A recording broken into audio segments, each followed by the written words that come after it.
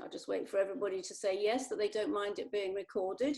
You will not be recorded. If you need to talk to me, please do it through the chat, so that nobody hears your voice or sees you. After we've had a few questions through the chat, I will stop recording, and then we can have a bit of an informal chat at the end. Okay. So welcome everybody to this, the 17th In Conversation Masterclass with me, Jo Parfitt. It is my absolute pleasure today to have my friend, and she is my friend, I'm not just calling her that, Sue Richardson here today. And Sue and I do very, very similar things. You can see we also like a similar colour palette, because she's got purple and pink on and I'm purple. So we have quite a bit in common. We have glasses, we're the same sort of age, we're British, and we are both passionate about books.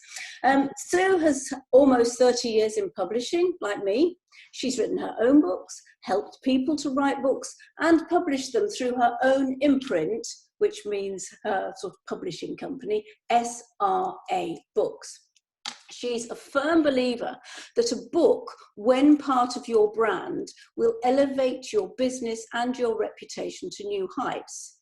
And with the goals of her authors front and centre, the Right Book Company, which is her business, the Right Book Company, you can easily find it on Twitter and Facebook and on the web.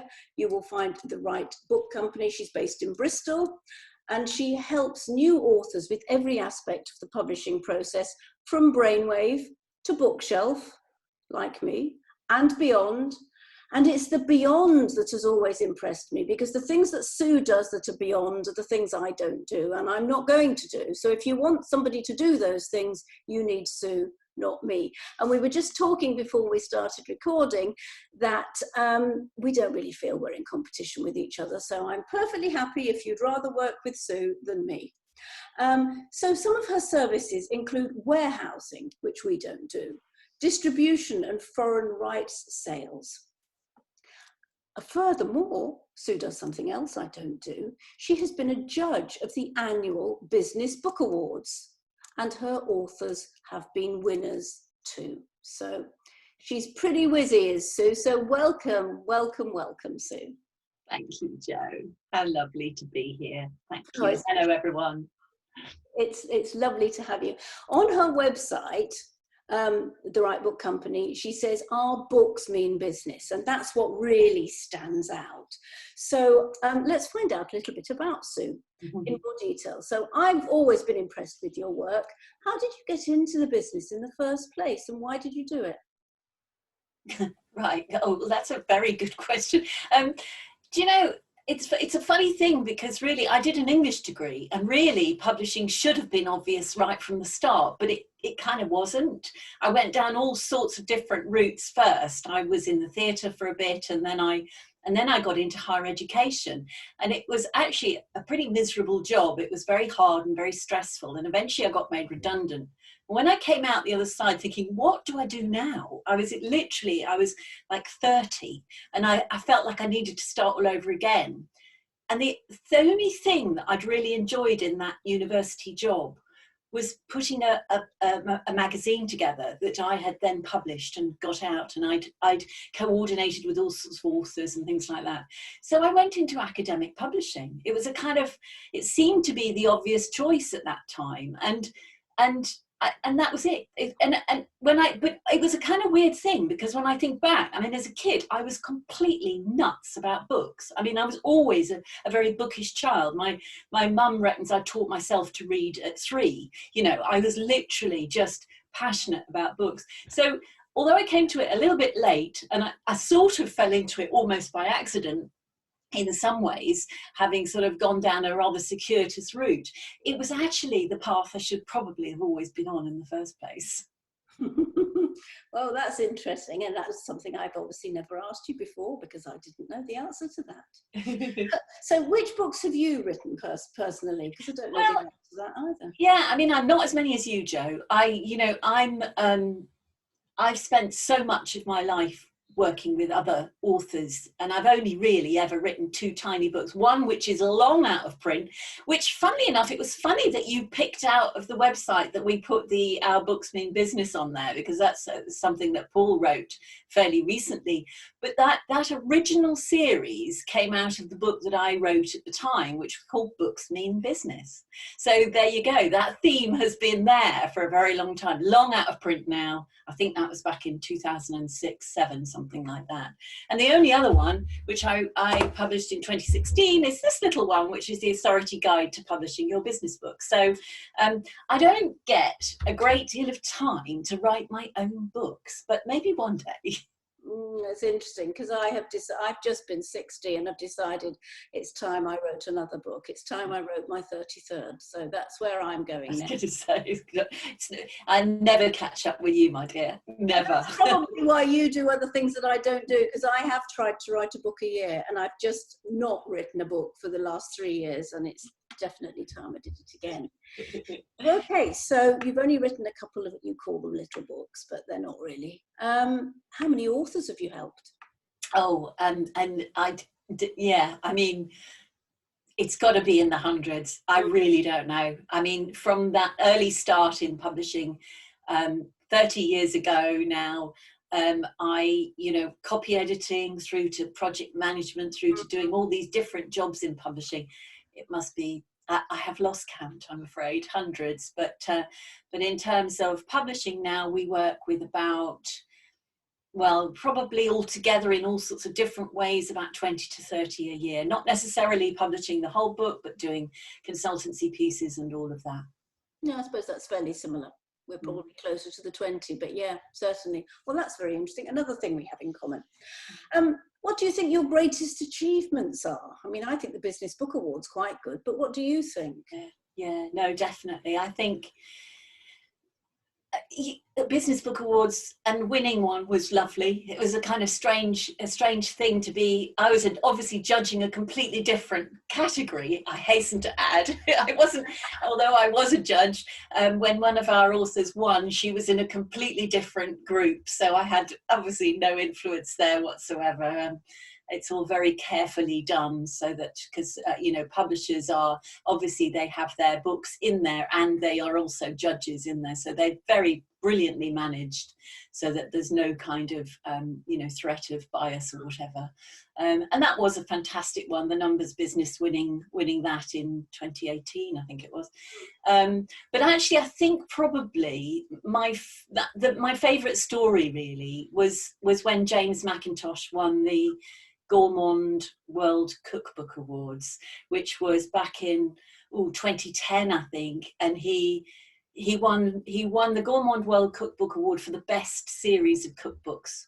This is a global award. We were in Paris. We were being wined and dined at this incredible theatre in Paris, but with the Cointreau family, and it was just the most amazing event. And I have to say that although I was proudest of him, because what he then went on to do, like filming his television series, which came out of the books and all of that, and becoming a sort of a big star in China, actually, which was where he really made it. That's probably one of my proudest moments. I've got lots, because I'm proud of lots of my authors, but that was a good one. It's interesting that you mention him, because that was the year I actually met you. Was it? That was the year I met you, when I came up to your stand at the London Book Fair, and you had got a pile of James's books on your booth, and I met him. And am I right in saying that you'd also wangled him to do a food demonstration or something? Really? I have a memory of him being active in something at the book fair as well. Well, he was, you see, actually, the Gourmand people and Edouard Cointreau always did like a big sort of they at one stage they did the London Book Fair book bit. They got very involved, so I think James was probably he was partly with us and partly with them, and doing what James did so well, which was kind of just performing and being wonderful and putting on a show for everybody. He was just such a great guy to work with. He's not either cooking or writing. Well, he is writing. He's now knitting, believe it or not. And is doing books on knitting. So you know, that he's such a creative guy, such fun to work with. Oh, how fun. Well, I definitely think of him and you together when that's great. Do you specialize in a certain genre of book? Because so far you've talked about business books, cookbooks. Yes. What do you have a genre? Well, you see, this is the interesting thing, I guess, and this, you know, I guess this might strike a chord with you too, Joe, because I think you're, in a way, you're similar, because it's less about the genre for us and more about, well, I suppose our kind of sweet spot, if you like, is working with the authors to, you know, when you talk about the way we talk about books mean business, that our authors are people who are writing and publishing a book in order to help them build their business, build their brand. And that's the key for us. So most of what we end up doing, or all of what we end up doing, is non-fiction. And it tends to be a lot of business books we do, some personal development, but also food, photography, art, craft, you know, all sorts of different kind of books. But it's all about, is that book aligned with the person's business, and is it going to help them grow their business? That's what we're all about, really. Oh, that's interesting. It's funny because when I think of your books, I always think of how pretty they look. But they do always look and feel lovely. And so that's because of, I see you like that if I were to have an author who was wanting to do something that was going to be very visual, like I have an author at the moment who couldn't come today, but she definitely wants the recording, who wants to do a book that's going to be very photo led. Yes. And I tend to think that is one of your strengths too. So it's growing the brand of the entrepreneur, let's say, but it's also producing something that looks pretty. Would you agree that is something else that you tend to do? Absolutely. I think one of the things that's really important for us is to create a product that really reflects the brand, the image, the professionalism of the people that we work with. And yes, we do love doing illustrated books. It is something that a lot of companies like us may well, you know, slightly shy away from, because it is a more complex process. It requires a considerable investment. I mean, all publishing requires investment, as you know, but publishing illustrated books, particularly with photography, is another ball game, really. Not just because you've got the cost of the images, but you've also got the related design costs that, you know, to create a gorgeous book. And then the print costs, you know, for full color illustrated books are much higher. So, you know, it's not to be taken lightly or done lightly, and it needs a considerable investment to undertake, but it can make a massive difference for a business and a brand to have a beautiful book like that. Yeah. Yes, I can see that. I'm now going to go off piste and ask another question to do with this, because it interests me. So when somebody does a book that is so illustrated like that, and you say it's a considerable investment, do many of your authors go down the route of trying to find a sponsor?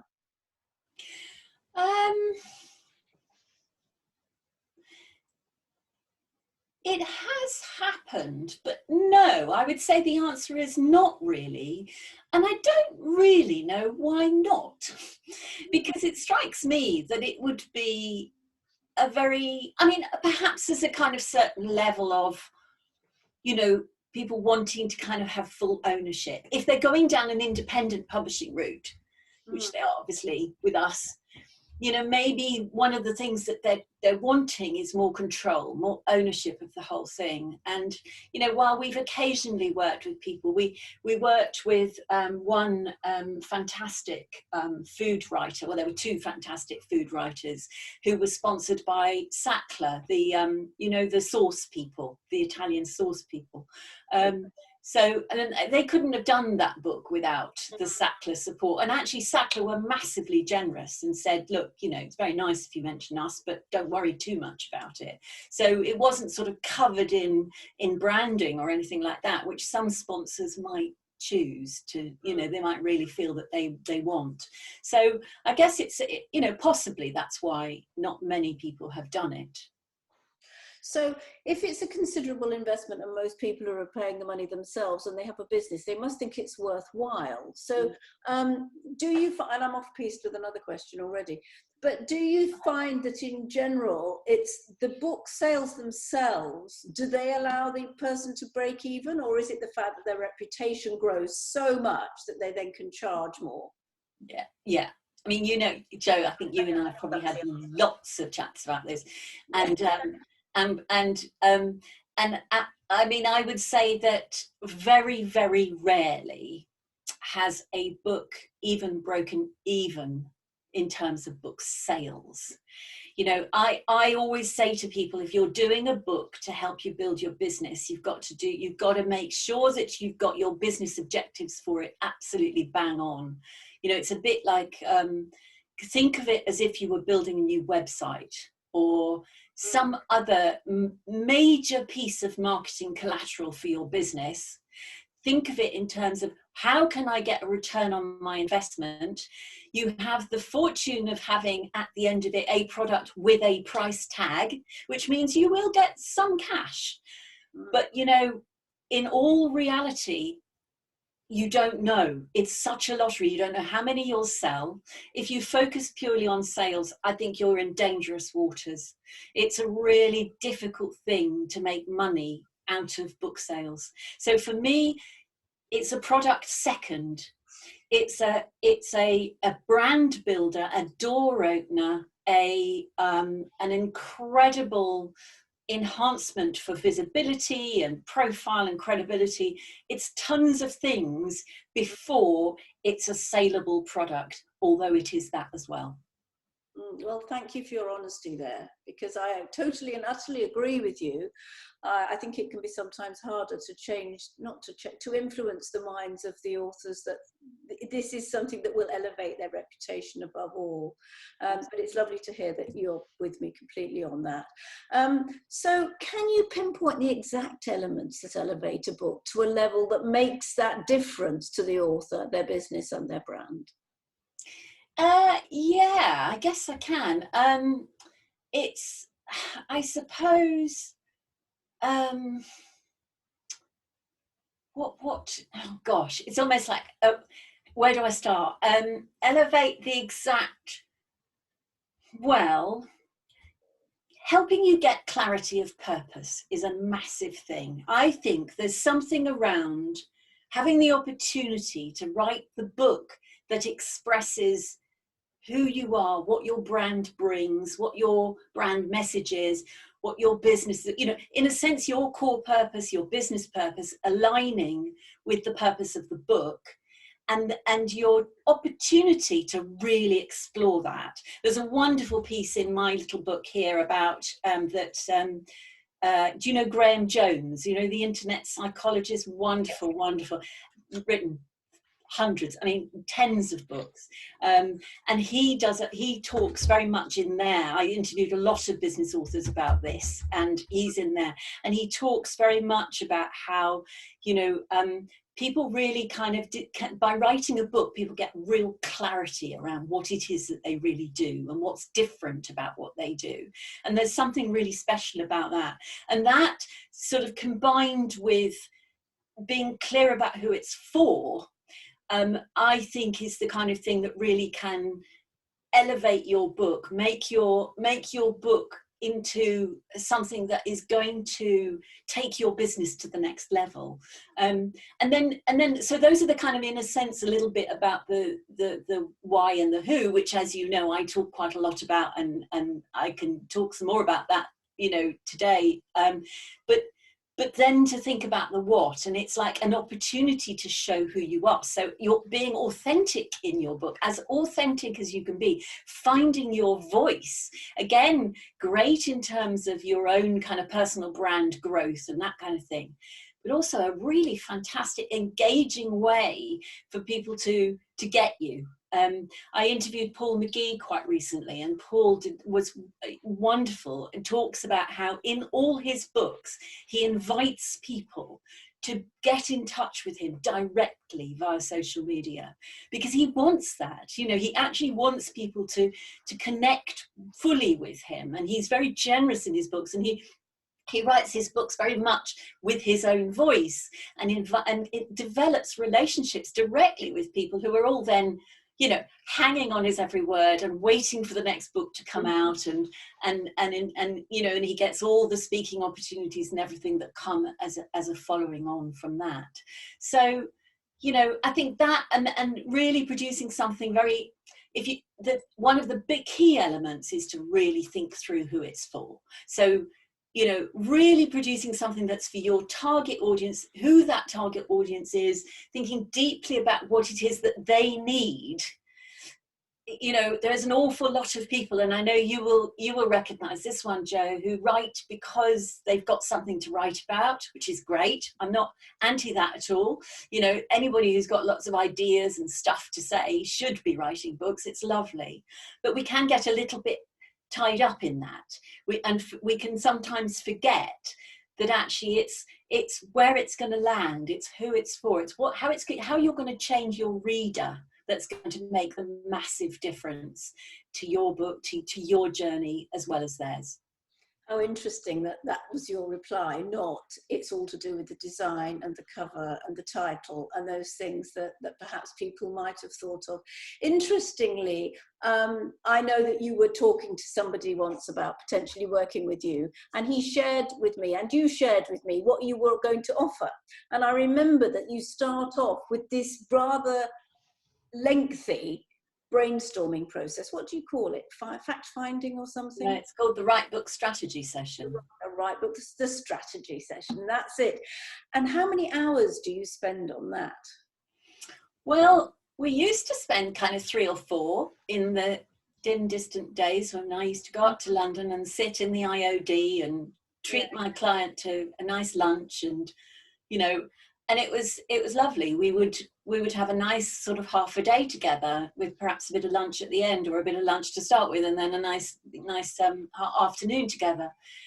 But now we've gone on to Zoom, and it's working really, really well in Zoom, but weirdly in a slightly different way. And actually what I've done is I've extended it to about 5 hours now. And really that's just because of Zoom fatigue, and actually being able to kind of take breaks whenever we want, and just kind of take it easy and take it slowly. And actually that's working even better, because it's giving us the opportunity to think really carefully about things, and for things to be revealed as we go through the process, and then take pauses and things to just land and settle. And I'm just enjoying them so much, Joe. I'm enjoying them more than I ever have. And I think that my clients are finding them really, really helpful. How fantastic. That is really interesting. Yes, it's a long time that you spend, but I can absolutely see how it matters, how it works. Out of interest, the amount of clarity people must get from these sessions, do many of them then decide they're not going to write a book? They've had so much clarity that on what they want, that they don't need the book. Actually, it has happened once or twice in the past. It hasn't happened so much recently, but I have had that happen to me before, where at the end of the session a person has gone, do you know what, maybe this isn't quite right for me right now. But what can happen is that sometimes what can be revealed is that they're not ready, that it's not that there's not a book there, it's just that they're not quite ready to create the right book for where they need to go with their business. So maybe it just needs a little bit of a pause.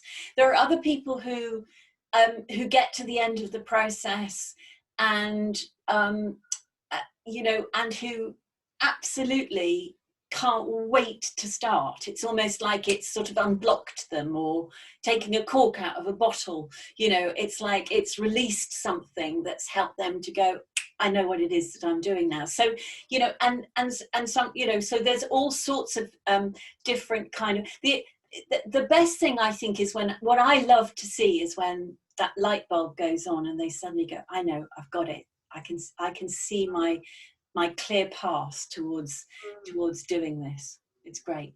Yeah, that is great.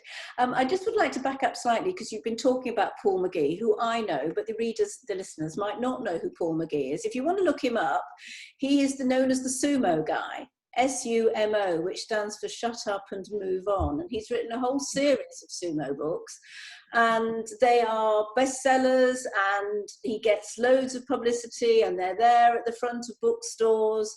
And he's just written one for teens, hasn't he? Something like that.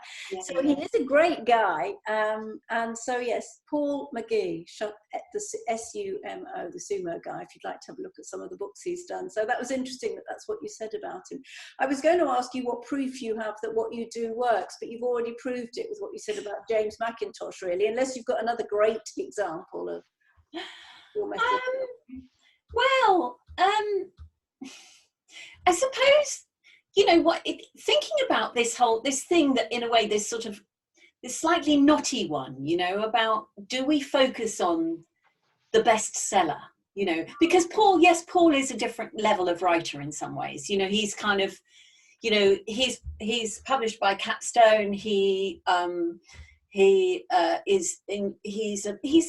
writing is a part of his business in a slightly different way to the way that perhaps some of our clients might be working. So some of our clients may be, you know, entrepreneurs, they might be speakers, they might be, you know, educators, advisors, consultants, they might be creating, you know, businesses in the food industry or all over the place. One fantastic woman that who was the one who won the award at the Business Book Awards, Della Hudson, wrote an incredibly niche book. She's an accountant, and her reasoning for wanting to write a book at that time was because she was transitioning from having had an accountancy practice, which she built up literally from being a one-woman band working on her kitchen table, to having a proper accountancy practice with premises and people and all of that. But moving out of that into a more of an advisory, becoming a consultant to other accountancy practices, and actually, you know, writing a book about, you know, aimed absolutely at the people that, like the book that she would have wanted to read when she started out as an accountant, and, you know, very, very niche, and yet so well written and so well thought through, not only in terms of how it would fit for her objectives, but also for the group of people that she was writing for. So this is a great example of how you're never going to write a bestseller for such a tiny group of people, and yet the effect and the impact can be enormous, because it kind of fast-tracked her into her new world as a speaker and a consultant and an advisor. And at the same time, she won a Business Book Award because the book was seen as being so useful, niche as it was. So I think, you know, that's another great story in a way. And there are lots of them. There are lots of people that we've worked with where, you know, Bryony Thomas, for instance, Watertight Marketing. I mean, she's built a fantastically successful business all around her book. You know, the book is at the core of it. It's the kind of heart of her business. So yeah, tons of them, Jo, but there's a little handful there. No, that's great. That's great. I know you go the extra mile for your authors, and I've always been impressed by your passion and your enthusiasm. And because these days so many people just go down the print on demand route, but you do the print on demand because people do, and you do the Kindle and the digitization as well.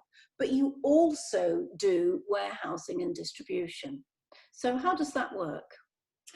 So we have never gone down print on demand for distribution in the UK, because we've always done traditional distribution. So although we're not a traditional publisher, unlike most independent author funded publishers, we chose to print the books properly with a book manufacturer. Now, in the old days, the main reason for this was a quality issue. You know, it was honestly that the print on demand books weren't very nice. And I'm passionate about really good quality books. I like lovely paper, and I love to feel a good, you know, solid book in my hands that doesn't feel all flimsy like the print on demand books can sometimes do. Now, having said that, the quality has improved enormously. I absolutely recognise that. But the thing about distribution and warehousing is that it's, and because we've got it, you know, we use it because it actually gives everybody a much wider opportunity, a bigger platform. I mean, it gives you the chance, I'm not saying it's likely, but it gives you the chance to be on a bookshelf in a bookshop. Now, for the last sort of year and a half, that hasn't been particularly useful, but the fact is that the book trade is not accessible to self-publishers. So as things open up, and things have changed during lockdown as well, you know, there's been this fantastic bookshop.org, which you probably know about, which is the amazing guy that's kind of set up, you know, to help bookstores survive, you know, in America and here and all over the place. And, you know, there are all sorts of opportunities that authors don't have access to if they self-publish and they go down the POD route. Bookshops don't like POD because A, they're not sure about the quality, and B, they're not 100% sure they're going to be able to get the stock as quickly as they need to. So if you go down a traditional distribution route where you have printed stock in a warehouse, that can be supplied to the customer by the next day, wherever, however and whoever they order it from, whether it's Amazon or whether it's through a bookshop, or it's their choice. So for us, it just opens the doors up a little bit more. It improves slightly on the quality, and we love POD, print on demand, because we can get our books all over the world. So we use POD for global distribution. So, you know, we can have one of our books is available for anyone, wherever they are in the world. And that's because of POD. So I'm not anti it by any means. I just use it. I use the whole thing kind of to suit the way that we like to present our books, basically. No, I see, that makes sense. So are you actually using printers in the UK? Yes, absolutely. Yes, we have great relationships with it. They're actually, they call themselves book manufacturers. They're a bit more than just printers. Yes, of course they're printers, but they print for the book industry solely, the people that we use, and they and so the quality is second to none, and they have not just the paper printing bit of it, but also the binding, you know, and we do hard cases, and we, you know, Wibbelin covers the lovely fabric cover with the dust jackets, and, you know, you can do all of that if you do proper printed books, things that aren't necessarily possible through a sort of purely print on demand route. I see. Well, that's very interesting. But you also sell foreign rights. Yes, How we do you do. do that then? Well, I'd like to say book fairs, because that's how I started, and that's how most publishers sell foreign rights, is they go to book fairs. And as you know, I went to Beijing a couple of years ago, I suppose it must be 2.5 years ago, maybe even 3 years ago now. I'm at London every year, I'm at Frankfurt every year, and I just go and do a lot of schmoozing. And we have catalogues, which we send out to foreign publishers and agents. We sold a book just earlier this year to Japan through an agent there. So, you know, all sorts. It's like anything. It's all about relationships. It's all about building those relationships. It's all about, you know, seeing where a particular book may fit with a particular market, and doing it. It's been such a joy. It's been it's been the last 5 years I've been developing this side of the business, and it's such fun. I love it. We sold books in Russia and Taiwan and Vietnam and now Japan. So yeah, and we've sold America, Germany, all sorts. So yeah. Okay, so two questions about the money then. Yeah.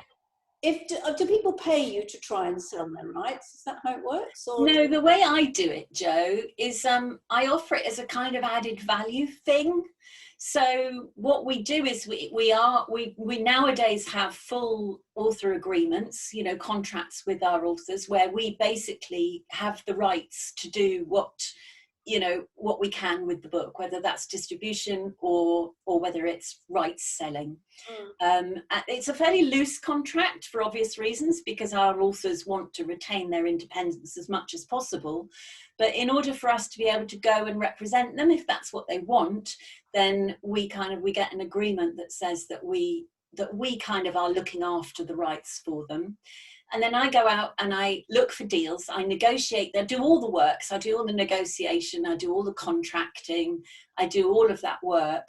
And then in our agreement, it's agreed that it's a kind of split down the middle. So they get 50% of all rights sales, whether that's an advance or royalties or whatever. So all the net receipts we split down the middle. So I get paid if I sell something, they get paid if I sell something, but we kind of invest in the infrastructure around it, if that makes sense. Oh, that's interesting. So on average, how many foreign rights sales do you make per author?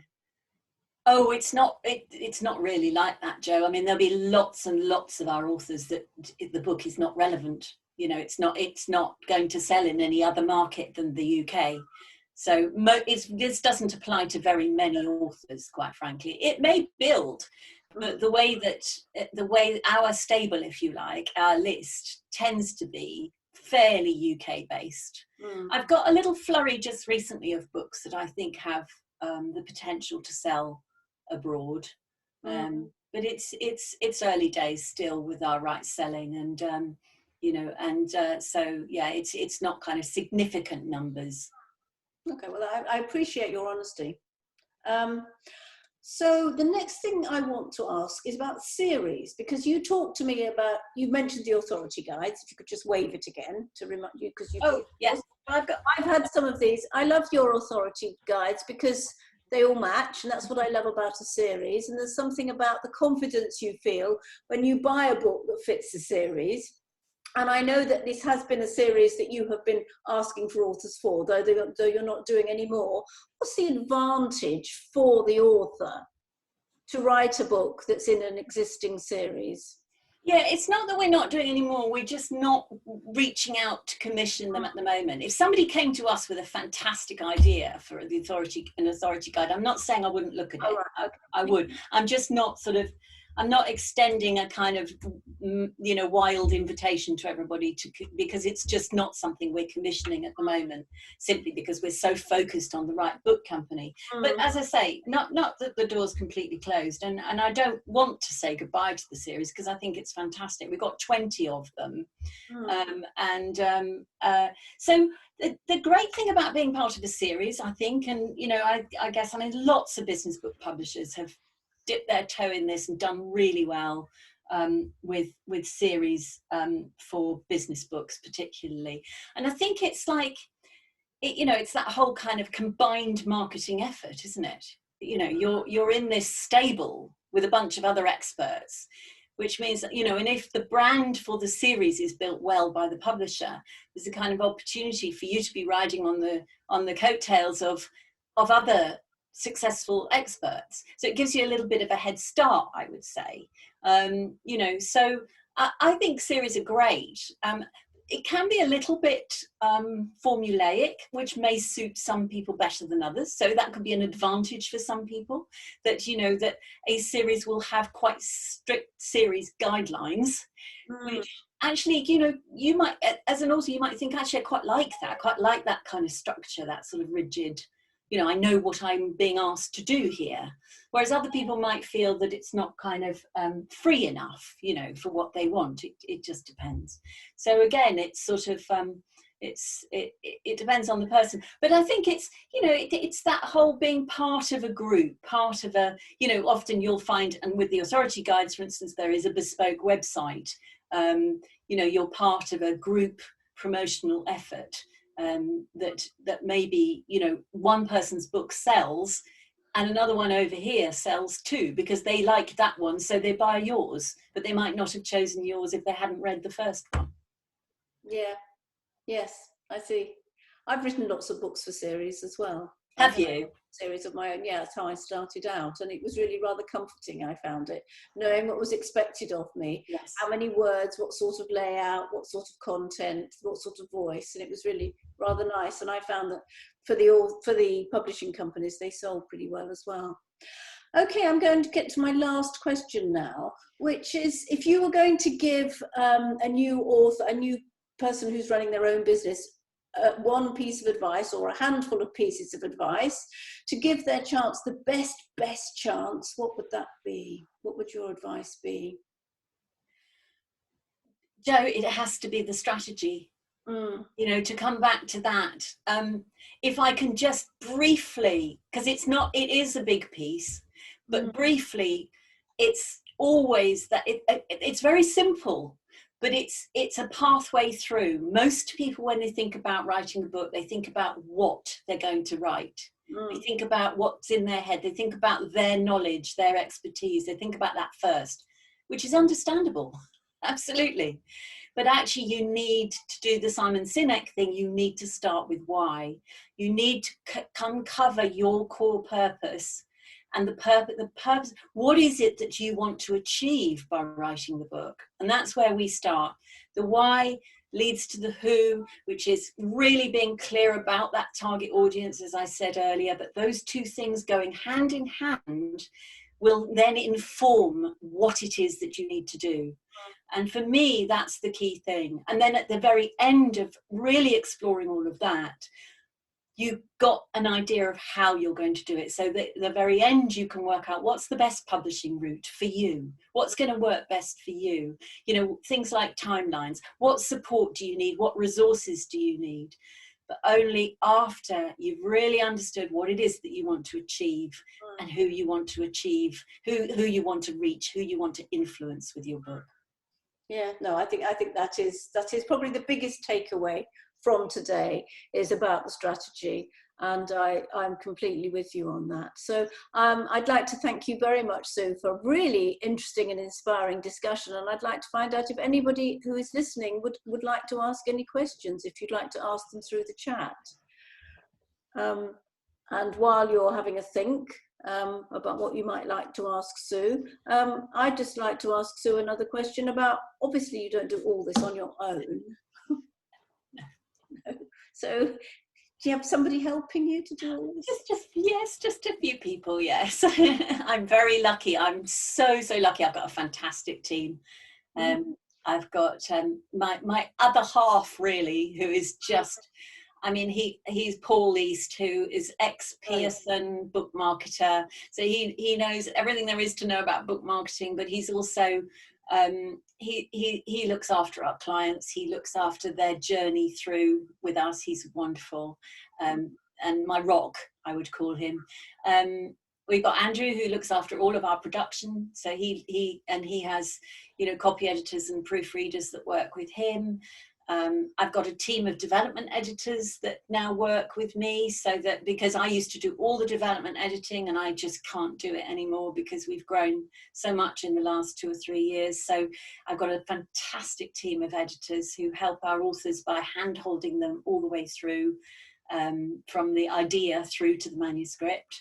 And I've got Natalie, the wonderful Natalie, who you've kind of virtually met, who is, again, who looks after our clients and people who are thinking about working with us as well, and me. She looks after my diary and me, so she's amazing too. Yeah, lots of really great, brilliant team, and I couldn't do any of it without them. Yes, I know. I don't think, I certainly couldn't either. So does anybody have any questions out there today, or has Sue answered everything you could possibly know? If not, then I will just take this opportunity to thank Sue very much indeed. Stop recording, and if you'd like to ask Sue a personal question, well, not necessarily a personal question, but one that's not for the recording, I will now stop the recording now. So thank you, Sue, very much indeed. You're so welcome. It's been fun. Thanks, Jo.